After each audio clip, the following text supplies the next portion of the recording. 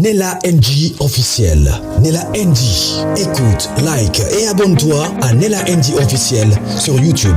Nella NG officiel. Pour l'actualité musicale congolaise, art et divertissement, écoute la voix d'or. Nella NG te dit toute la vérité.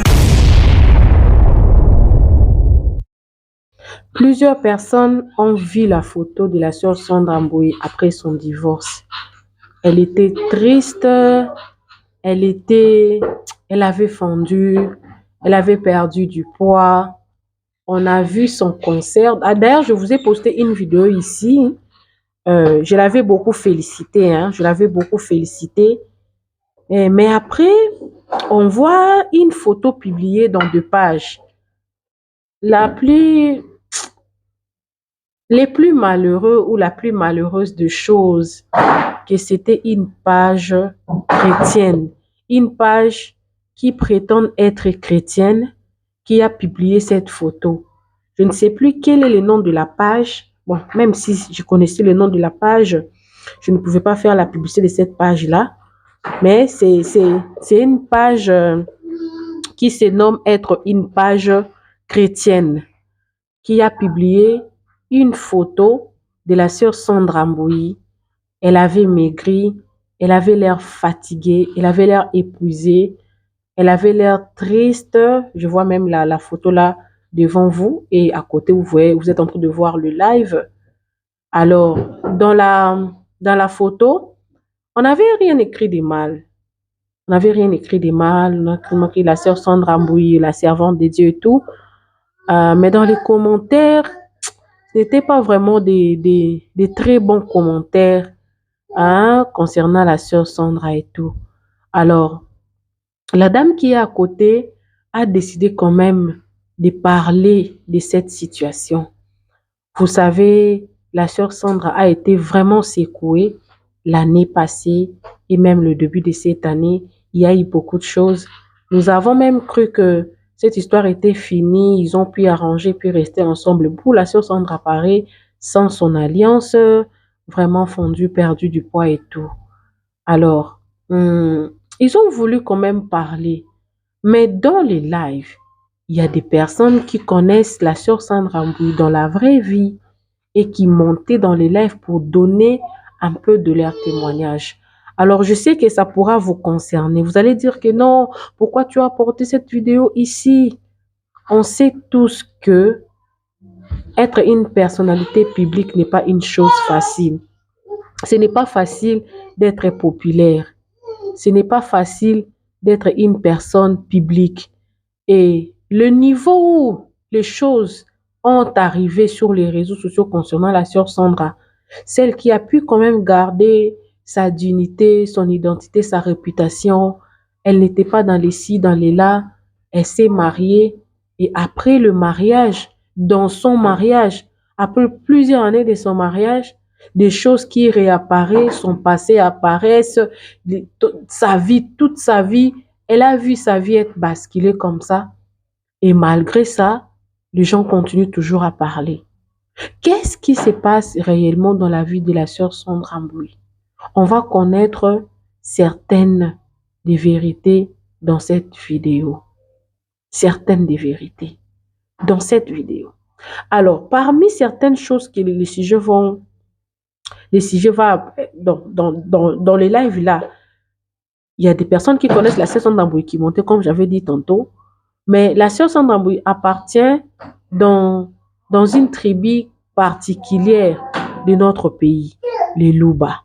Alors, on parlait de son mari, avec des histoires qui s'est passées sur les réseaux sociaux concernant la vie de son mari, parce que toute la vie de la sœur Sandra Mboui était exposée sur les réseaux sociaux, toute sa vie. Je parle de toute sa vie. Parce que, pourquoi je suis en train de confirmer tout? Pourquoi? Parce que des personnes proches de Maman Sandra et des personnes proches de son mari, les deux. D'ailleurs, la personne, je parle du singulier, la personne proche du mari de la sœur Sandra Mboui est montée dans un live. Les lives là, ça se trouve dans cette chaîne.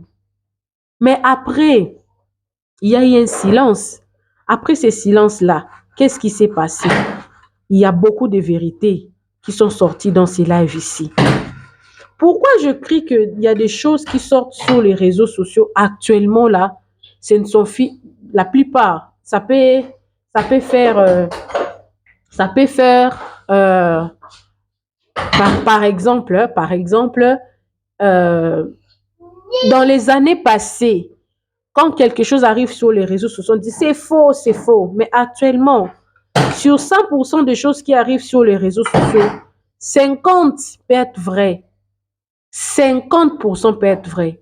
Parce qu'aujourd'hui, même nos propres familles, les propres membres de nos familles peuvent nous trahir ou nous trahissent sur les réseaux sociaux. Nous trahissent sur les réseaux sociaux. Alors c'est devenu très difficile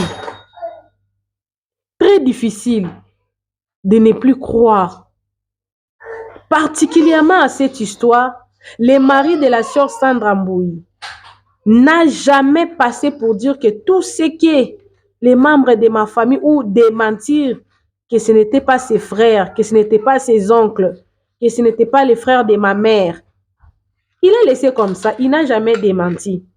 Et ce qui est sûr, quand le frère de la sœur Sandra Mbouyi était sorti sur les réseaux sociaux, il était muni de la lettre que la famille de la maman Sandra fait pour la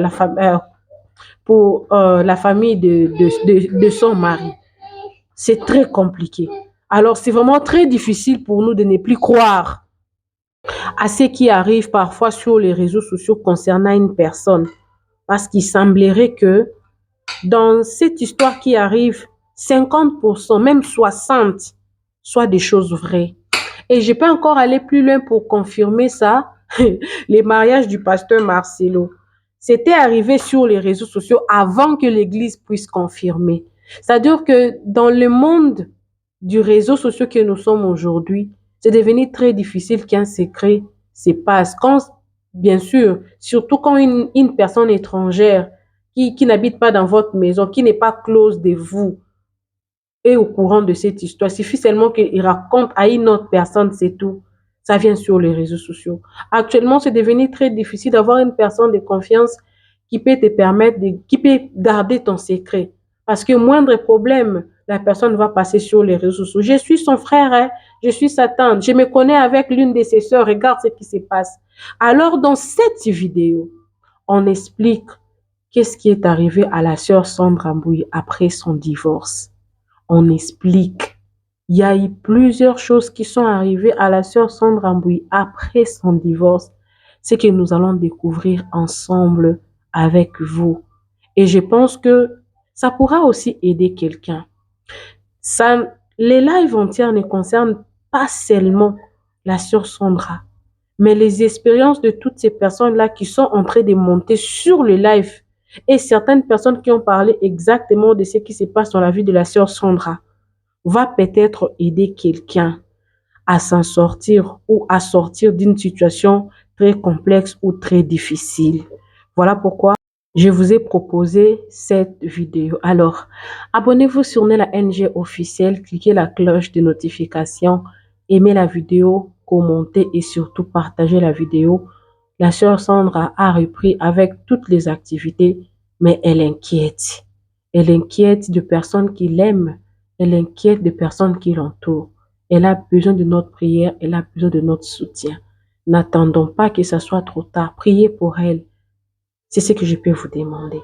Alors, suivez la vidéo. Moi également, je suis avec vous et on se retrouve dans le commentaire.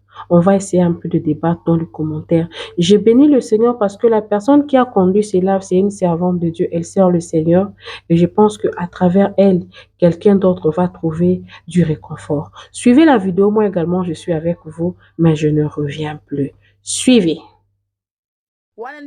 Problème dans sens nini malheur ekoatteindre ye te ekozala mingi kota bana na ndako il faut bachanger bilo nyonso ya ndako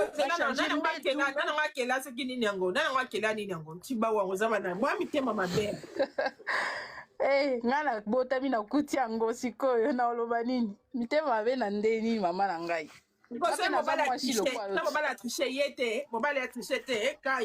nalobi boye mobali soki atriche na ndaku par exemple na ndaku na libala nao amemi mwasi na ndaku akomona makambo nyonso ebanda kozala bien te faut bachanger biloko donc bachanger nyonso na mbetu wana surtout so alalaki ne na mbetu makambo nyonso ebanda otambola te yo mwasi okozwa baproblème bana babanda obelabela mosusu mpe okobungisa bana ezalaka bongo vraiment na biso baluba eza te keso nde nini mais komona mama Sandra ezosala mpe pasi makasi pasi mpenza aza moninga na nga mwasi ça fait très très mal ezosala mpasi biso bastar babomba mamo mosusu tomonaka te mais ezodérange osaloba akotala kaka boso na lobi misusu ekobaluka contre nga makambo nyonso edekaki ye azalaki ka na silence alobaki eloko te mais ça se voit soki otala kaka elongi ne boomona ke non aza na mawa tala nde akondi ça fait très très mal nzambe kaka tininga na mata na live fois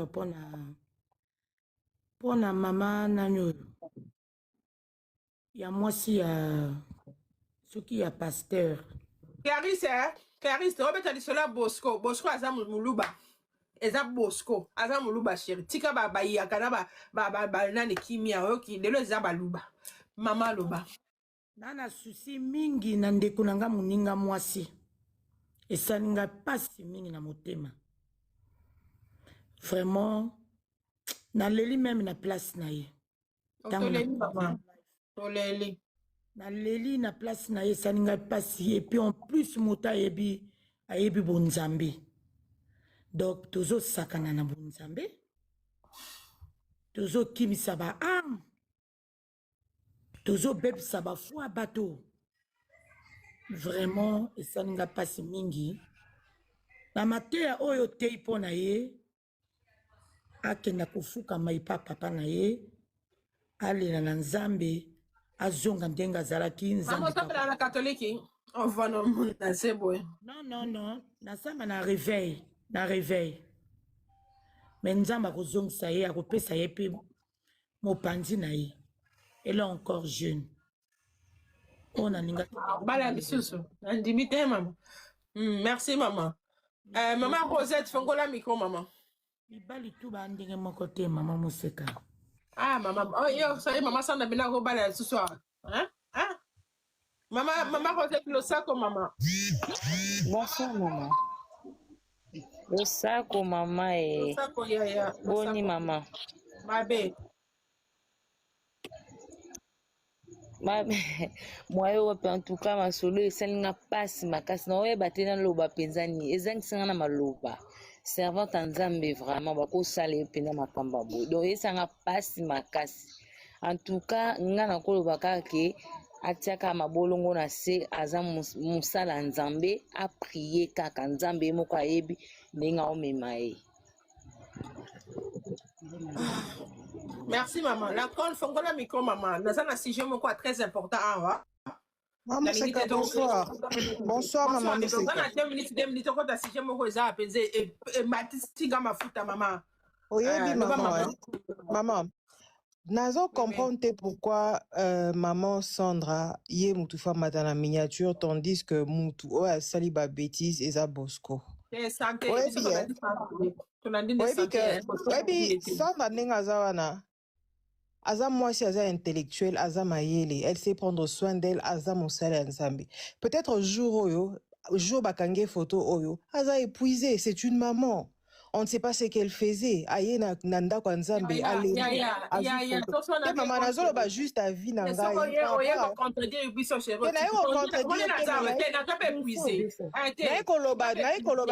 ne peut pas juger une personne à travers une photo.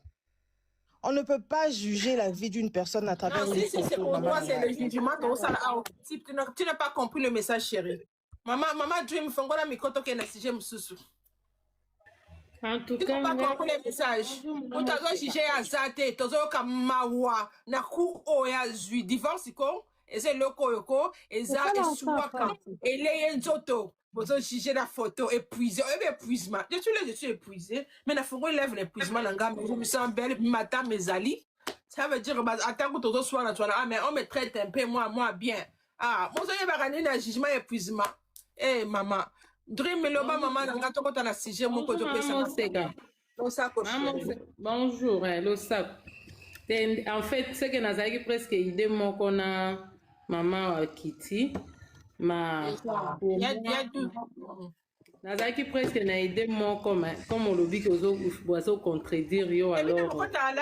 Okota live na sima. To badi live to bidi yo bondela maman mpona maman Sandra. Obondela pona maman Sandra. Alors maman to ça to sujet mususu pardon. Bondela pona maman Sandra parce que asi a kondi peut-être azo souffrir intérieurement. Bon continue na katikati bozo jije. So yebinga maman c'est que la jije amutute. Bonga moko musumu ina jije amutute maman. Alors to c'est très important. Maman te to kiti na sujet mususu o na za pour ça na loba. Maman la biso use fongola micro, ozape na photo te, ozape abonné te. Allô, maman Moseka. Maman na oyoka yo. Allô, maman Moseka. Ozana olikolo kuna maman Esther fongola micro. Eka na loba. Makambo lobi, ozana raison, likamba ko juger. Mbote ma sœur, mbote. Ah maman Esther loba, so kaza pressé à Kitty. Oui. Maman, ma sœur, au moment où le divorce, c'est vrai, c'est vrai, et ça l'a toujours passé. Et ça l'a toujours passé. C'est normal que ma non de konabiso Sandra azala un peu boye, et zo la kisa ka.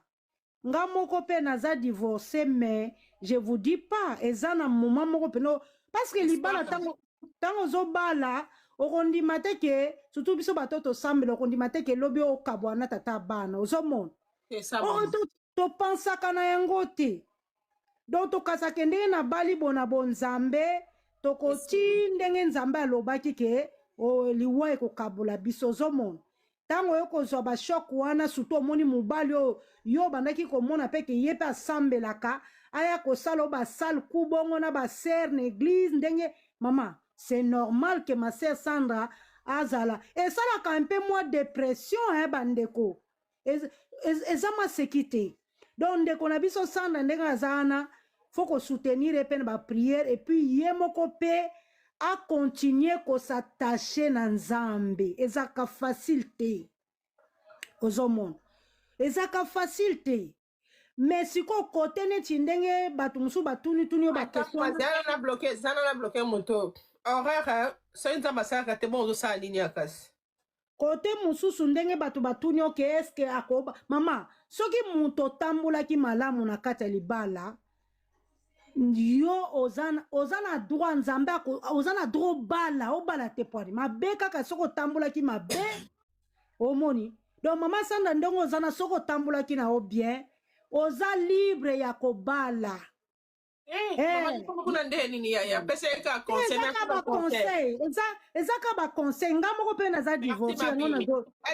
Thank you. LG de maman. Cité de to pensera que un jour to kabwana na batata bana surtout biso batoto zana bonzambe to zaka sûr que mobile nanga sambela kanga pe na sambela ka tu na pe volonté nzambe ngote nde wana sike bazo seka nzambe sala raté yoka mama oui côté mususu to kenda to tshela ka confiance que mobile ya za pasteur ozo tshaka confiance mais or que faut que tout na nzambe berer wana c'est vrai.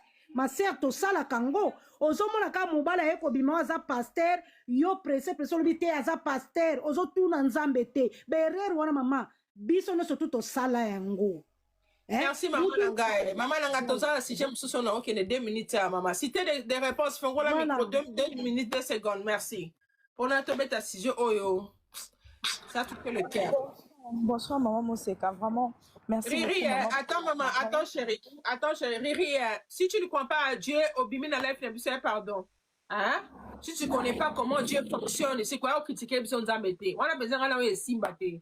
Na mieux tu on pas comment mal sauter. Parfois Dieu ne répond pas. Boluka kayete, boluka nzambete, au côté de bala moko boyo, otuna ta volonté de papa, est-ce que ça est l'accent à ta signe? Aux yeux ta signe ma bête, to faniti le o to zo boko la bana. Otuna ka signe te. Donc, on a commencé à réalité solo. Dans ma répondre à tes yeux miséricordieux, ça la choix na yo. Quoi qu'on finga y a raté. Maman, 2 minutes, maman cité. D'accord. Merci pour la parole, maman Moseka. En tout cas, moi, j'aime bien ta foi. vraiment, j'ai béni ta foi, j'ai loué ta foi. C'est vraiment très important de fortifier ma maman et de bonde la paix, que je sois banzoto na bango gloire à Dieu, nzama pambola. Au moteur na moni si Nino ya maman, comment s'appelle maman Sandra, et ça linga pe passi. C'est vraiment une bonne idée, initiative ya malamu ozu ya koluka ko bonde la po na e, ko intercéder pour na sujet na e, parce que comme la dame venait de dire tout à l'heure, baluba baza mibali moko déjà baluba ba descendant na bango so bio o étudier bango bien ba descendant na bango eza ba chef coutumier la plupart ya baluba ba uta na ba famille ba chef coutumier donc que ça soit mibali basi ya baluba moi je les connais très bien baza très orgueilleux très orgueilleux basenga pardon te ata za na erreur ezala basi mibali la plupart pour mon luba c'est lo benga voilà baza pena bongo baza ba orgueilleux baza très fier et du point de vue spirituel entre guillemets la plupart ils ont été initiés dans la sorcellerie la plupart baza maman conseil pardon donc ok ce que je voudrais dire ngai pona maman Sandra aboti bana mibale par la grâce nga na lotaki mama Sandra ava ba makambune ekoma ave bima na buzz na lotaki na makambu na mama Zela mama mo pe na mona ki e wana o nzamba la kisika po nzamba na la kisika mionka na retard pona nini bon non nga nzamba la kisika na retard te avant makambu ebima 20 ebima pe na ba réseaux sociaux na lotaka yi mais comme na yebi ete na za pe star pété je yebi mama Sandra te mama o yebi mama Sandra te non na yebi ete ke na connaissance na nga na agenda na nga maman ese biso to yebi na connaissance te nga na loti mutu na ko na page na na komeli message na privé maman bosala nde olota nini omona nga nini na lota kai azaki très malheureuse ba divorcer na mobali na ye ba invité na concert moko boye concert na ba invita ki aye azaki très triste tanga yesi konga na bi maman Sandra comment ça se fait que yo ka yo moko boza malheureuse pourquoi qu'est-ce qui se passe anga la bi toza na bese to soutenir yo wana so na maman Sandra bi bon maman kata na pesinga kanda avec que non toi tu as un problème avec Dieu il faut se lancer parce que yo ba pesa yo message on m'a dit de zawa na oketa na Facebook na yo komele na messagerie na OK na TikTok na yo komele na messagerie na yo pour azala veya anini il faut ka ko yeba ngai pour qu'on puisse un message on t'a pas pesi mais toi tu as un problème aux amants na bé vraiment na 50 ans bebo limbisa ngai parce que je me disais ceux qui nazaki na contact né j'aurais pu le passer na michuna on c'est kanini héros zalo na michuna voilà c'est ka le souci total maman loba makamo ye pesa pasi bino bozo seka na tuna bo seka nini yango oye life ka ozo seka mango baza ozo seka ya donc c'est ce qu'elle est en train de vivre là et ça en fait et ça esprit moko ya ethnie ya baluba mutu eze benda libana na yetu mama baluba kimia ya nalina la butu na ngana kimia baluba babutanga te mama pesa papa de mama ya na tsanga ina mama seka mama kita mama fide ya boni na baluba boy mama na la communauté na butu lelo mama bonsoir yaya zelana baluba nyoso na lingi bino mingi ngala lingaka bino ngana bala bino nazana bana na bino mais boyoka kandete mais bisous boni olukela bitumba butu boye mama loba nikambudi mama Moseka bonsoir maman bonsoir en tout cas penda na sepeli penda parce que na yoka penda ba live otsaka so otie o soutenir biso o soutenir kaka te o pesa ba conseil pas ba marié te na biso pe sous ba célibataire yo za célibataire maman na so ba célibataire la sala mo na privé yo yebite que la sara coaching ba célibataire na sabona mo yambanga te ozwanga te na ngazela na zonza pona zo senga penza mesko apesa nga ndikisa na sala groupe célibataire mais za 1000 euros avec côté bon ça me passe ça va fouti 1000 euros au côté la groupe na célibataire on est la stress parce que yo aussi déjà moi 1000 donc elle a un bon chéri j'ai ma bonne bébé là merci maman oyoki merci nanga ba célibataire à tout c'est quand la zu ndakisa ni zwa 1000 euros avec kota wana pe numéro na yo likolo maman numéro na la privé c'est payant la consultation ko ya te so ko za prêter maman lo banga maman c'est quand nzamba pambola yo pour tout ko pesa ba conseil belé maman nzamba pambolo na likambo atemo pesi biso maman Sandra en tout cas pesi passe na façon lobby o expliquer tozala toujours pressé les mots ça likambo o ebite ke kumo eye ko zo na makola nzambe na ebike batumuso eza moi passe tamso pe mama Sandra na kana epa oluka ne nzambe mais za bat musu ni oloba ezubi so nyonso maki to mona photo biso nyonso to tombe na kati wana ko yeba ke lelo ekomeli ndeko biso pe to sani lobi to kokota mabala ngo to tuna na volonté nzambe ndenge ozoloba nzamba pambolo penda makambo lobaka merci mama penda na saela ngo na saela ngo pesa nga makasi naza na limani ape do pesa nga makasi témoignage moko na Maroc ndeko na Maroc Yabadi kaka ma message en tout cas vraiment nzamba zoka lokumu kaka ma message on fait fortifier ndako mobima lelo papa bana fukami mama limbisa mama limbisa en tout cas to c'est quand ayape coaching te kaka ma message azoyoka kaka ndi azoyoka merci maman to ça là si j'ai beaucoup très important que tu dois le pétronel fongola micro maman bisous chérie to zelon la privé bébé yeah allô bonjour maman Seka. Bonjour mon amour, ça va? Bien, ça va bien maman Seka. Vraiment, merci beaucoup de mon meeting en live na yo. Yali boso na kopé sans mais merci pour oyebi ke makambinyo solo baka na la landara mingi jour wana nazaki na opesa un témoignage par rapport ya yo hein. Jour wana na kotika na TikTok na monyo bandi live osali prière. Parce que prière na yo elo ke kapta kinga ipo avant na kota TikTok.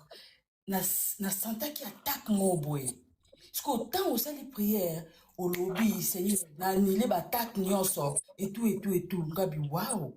Et puis na s'accrocha qui na prière na wana et après ça là douleur mon ando ka quelque part dans autres langues na aucun le souhaiter. Vraiment que le Seigneur te bénisse avec Dieu. Deuxièmement, na matin qui vraiment beaucoup plus pour maman ou à lobby que maman Sandra peut-être azaki fatiguée na photo oyo mais ce n'est pas ça. Maman, na 2024 moi j'ai failli mourir na makambo yo zolobi la oyo. Kaka na mi eza ka mibala balubate. Eza mibala ba congolais baza mitema mabe. Non, oya azaki ndani chérie. Oya azaki oya. Asa pasteur. Azaki ndani école. Mukongo kuna evo bakongo bozawa mulenda ve bakongo mama azaki mukongo akoteni mama azaki mukongo akoteni ya masimani bongo zina yebi makamne lisute mama na vie na ngai asalaki onini ya 2024 mama bakongo ngana bino tokabwani na butwa lelo bakongo na ya Amérique natika mobali na Congo okima nakima te natika mobali na mwana mobali alandinga na 2003 tovani na une année après aye kolobake asengi divorce. Tu peux imaginer maman maman zéro ozaki impoli ya patronne ozaki impoli non ma chérie non même pas donc maman Sandra tia zo vivre tia komi boy ngape na koma ki boy lelo ti na kom ko récupérer santé c'est par la grâce de Dieu na koma ki boy soki na tindelo ba photo na ngai na 2024 avant na nuye aya na tindelo ba photo na ngande na zalaki et puis na tindelo ba photo pendant tozana ye lo ba deux personnes différentes na koma ekaka boy mais to bondela makasi pona mama Sandra eza facilité bandeko basi bo se focaliser na koluka mbongo zala de mama auto loba mama se kaza na compte bancaire non ata $30,000 evandi kuna oko capacité so mobala kei oko capacité so ozana mbongo te yango ndesa la pasi mama ngai mbongo na business na ngande mutu e bande ko sala ke na se remonter un peu mais c'est pas facile so koma ki boye ndenge ne cher okoma ki boye olinga ki makasi koleka yo moko c'est ça. Maman, mobali to banide bana la campus. C'est that. 2008. Hein? C'est that. To banide bana la campus na 2008, to banide na 2012, na Amérique na 2018. La bengi na mwana. Après une année, a sengi divorce. A sengi divorce. Tu peux imaginer? Moi, c'est lui l'embouchure. Ah non, c'est pas lui l'embouchure, hein. Non, Koloboy. C'est pas lui, hein. Donc, il n'y a pas à dire des détails, vraiment, ils ont pas si pour la maman Sandra. Quand on a ma photo maman Sandra, non, ils ont ma ramon en auto vivre en 2024. Na ba serre église. kobeta bango magoda na kati ya mama pardon mobali na yo pasteur comment na mama yaka na privé mama na nga likolo oyo namoni to yaka na privé mama pasteur abeta basere mago na kati ya etumbelo mama na okenda badetail ebele te na matei kaka mpona ndeko yango na ngango wana bebe te yo kotika mpe biso na bapeti boye te nimero yango wana mama bebe na engage te oyebi nini na na resipa mwana na ngai nde omoni babilo mosusu je peux pas dire pour moi na ngai azala très intelligent quand je je ne peux pas onalobi yango wana te awa te okolobana bango te nimero yango wana mama bon Esther alebi tell us the whole story Esther you don't good Maman c'est quand songi oh ya dozo se consoler bébé nanga ça va bien comment na kasi mama bébé hop je ta bon genre na pambola ko bébé otikili solo na munoko boy to na kobenga yo kobimisa ngo na réseaux sociaux so na beti lisolo obimisa ngo na réseaux sociaux ngali te bimala na matadi ozana na États-Unis mengala mimio na matadi preti je t'aime beaucoup ya ozopesa moi cadeau ko mama azolanda nazokaluka lisolo ayo ozopesa cadeau te mama ozana na États-Unis ngala komimata na Lubumbashi ba comprendre te que c'est toi d'accord ok na okayo merci beaucoup mama nzamba bola bon pesa ngata mbote na privé même on likambo otiki biso na soupe na munoko boye mama en tout cas nazoyebisa nakotinda oyo bafoto nango mona nakome kaka boneti mama Sandra nafanaki mabe mais ça souci la séparation c'est pas facile hein? La séparation ça tue tu dois te fortifier belle casse fortifie ton prends courage belle casse fortifie ton prends courage dans ta prière Seigneur fortifie yo dis les nazo luka donc ce qui est une intercession mais on comprend les gars c'est quand même hein c'est quand même gana to soina te c'est quand même gana to soina te chérie oh ya basuki on doit te kablo basuki c'est pas toi bébé LG maman moi c'est qui la séparation merci beaucoup oh bébé qui t'a ndengeli to comment famille alors qui tisanga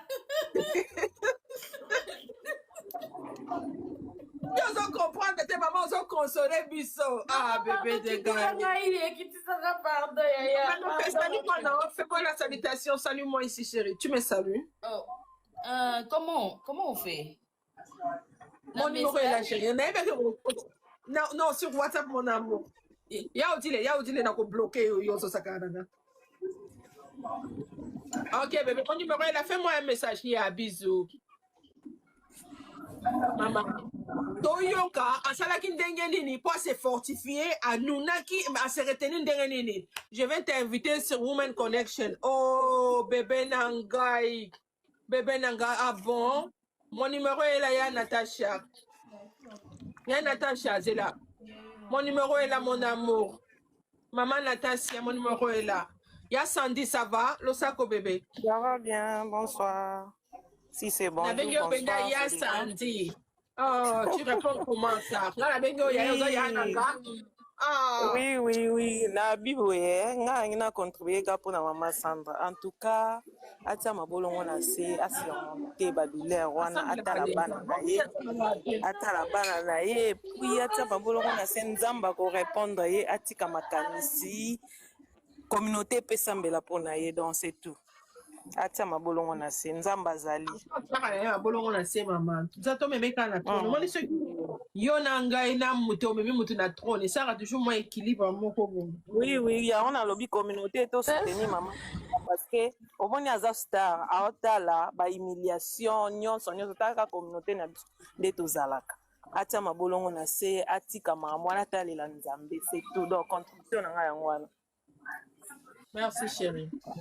Maman LG le sac maman. Bonjour mamie. Bonjour maman. En tout cas nzamba pambola bino. Nzamba pambola batu nyonso baza na live. Attends je te bloque chérie. Attends je te bloque. A baby te tokutani na ye. Je te bloque. Sokutani na ye kuna. Vas-y maman. Nzamba sunga mama Sandra. Solo mama Sandra eza pasi mais nzamba sunga ye. Nayebi ke nzamba zana ya tika ete.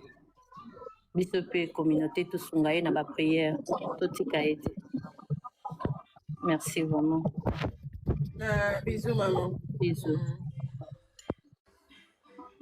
Maman da Silva, Losako, maman.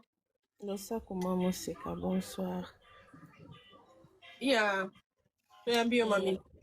Merci. Nga nalinga na contribuer kaka particulièrement naza un peu victime ya makambo mais non kutu na mobali ya moluba. Nzamba asunga mama Sandra pesa ye makasi. Oh bébé nanga pani botika biso na supu na mloko. Yo mobali nini? Nazoloba te mama. Ouais, nzamba asunga pesa ye makasi eza facilité surtout so deya boza na bana communauté na biso ba congolais toza makasi na critique mais tokoka kosunga batu te.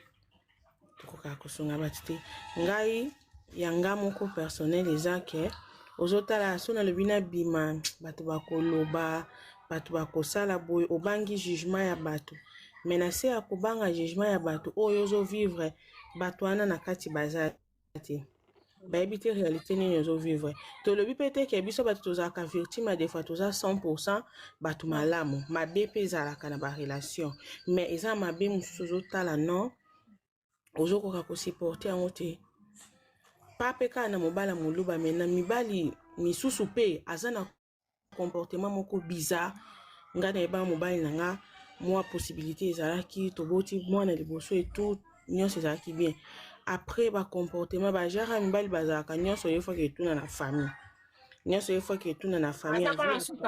Azali mwana suka? Azalaki mwana suka te aza kutu mwana liboso. Mwana liboso nde kuna na famille. Posa na bela mama. Nyonso yesko fois ke etuna na famille. Nga pe mwa mutu pe mataki kitaka nango. Siko na koma otala non mara mususu na koyi ko bando toléré te ka ndenge ozoloba. Moi si faut koyeba ko luka mbongo faut kotema. Il faut la pe na pouvoir opesa okolakisa mobali pe faiblesse non nyonso te. Non. Soko lakisi faiblesse non nyonso pa mobali omlakisi ba point faible na nyonso. Aoyeba ki ata o so na sali ebo aza en place kokende te. Bayeba balobaka o soki mère a parlé à moyoki makambo na robika te yeso so yewana amen amen. Oh queen akeri tala gala to bomana te chérie to bomana te olati kola sexy ndoto libanda mama bato bayebi angola papa bana nga zaki soki boswani amemaka réducteur ya boutige ya nayebi boutige na français tini na lingala. Wala portugais? Boutige eza bouteille ya gaz. Bouteille ya gaz. Amemi siko mutu nango o bakangaka wana. Mutu nango wana place batiaka tiyo. Oui, pour botia na réchaud. Amemi waki na musala dans de façon que a kashtigari yo o lambate o yasko na pokwa. Aye, maman azana sena ngazi comprendre portugais. Castiga wana elinge loba apesa ye punition pour alambate. Ya. Ke akei amemi sko bongo akena ngotango oya na pokwa. Aye na pinchu na ena kwanga, aye na yogurti. Pinchu brochette na kwanga. Yo lingai mwana suka famille. Maman nga pa ja spectacle, nga pe na ebisi jamais.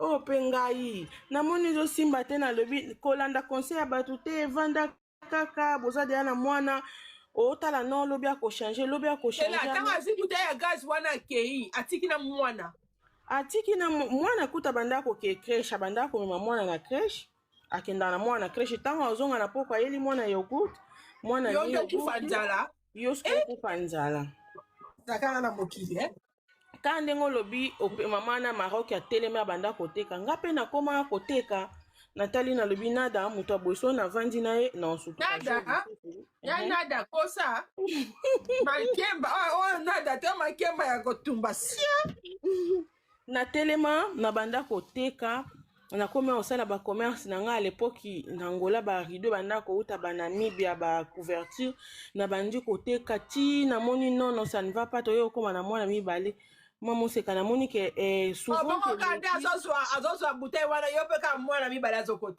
bosala ngonde ni na souffrance apo na lobi ke non tokoki ko continuer boete na joie décision na bima ozotala sikoyo na place bato ozelaki basunga yo bafamille sikoyo bakomi koharcele yo bakomi kolakisa yo badefo na bafaiblesse eza moma moko mamoseka na yo biso nzambe kaka sunga ti mpe natali wana te nalobi non nakose débrouiller des jours wana tokabwana mwana nga mibale wana azalaka même pas na une année lelo mwana ana osala 11 ans nayebi so elongi na ye ndenge ezalaka te même bana bayebi mpe elongi na ye ndenge ezalaka te e tokinda bongo mutu na vi na ye donc par là bamama oyo bazoyoka baoyo mpe bakutami na basituation mosusu adefa tolanda jugement ya bato te soko omoni la famille na yo moko bebe zena famille na yo moko ezojuge yo oui batalisanga badefo okoka koboko donc basous-estima baforce na nga ke na okoka kosala boye te mpo na bana kote mosusu baotala mbongo kote mosusu bazotala donc ya ozomona mais nonga na mitali vi na ngai eza más importante ke babiloko wana mokili po soki nalandi wana osutuka mpe boye na baje osali mpe crise moko boye okufi otiki mpe biloko yango otiki mpe bana nao mpe batikali baorpheline de mare operdre donc ti lelo nazwa décision nzambe asala mpe ngolu nakutana na motu mwa malamu nazosala vi na nga donc bandeko boza na basituation wana bohésite te so bomoni ezosimba te botala bato te ke mokili ekojuge nga tala na yo moko liboso après mokili tokoyeba bango na nsima donc voilà yango bazala kote nini yaya yi soko olandi maloba bato yaya yo noza na kati mbula ezobeta merci mama langa obrigada bana Yusuf fongola micro. En tout cas, aujourd'hui, 2 minutes, maman, 2 minutes, 2 minutes, dans un la sujet, oh, toi, sur le lago, pour n'a qu'il y a 2 sujets, ouais, j'arrête qu'à le passage, mais, et zu est là. Bolinga, maman, ça va. Non, ça, chérie, 2 secondes, maman, le vénin. Pour la sœur Sandra, ça fait mal. Nous en devons.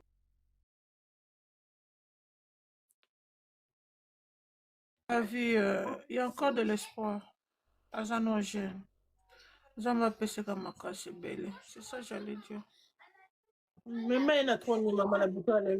Maman saboté. Maman miracle, fongola micro, maman. Merci chérie.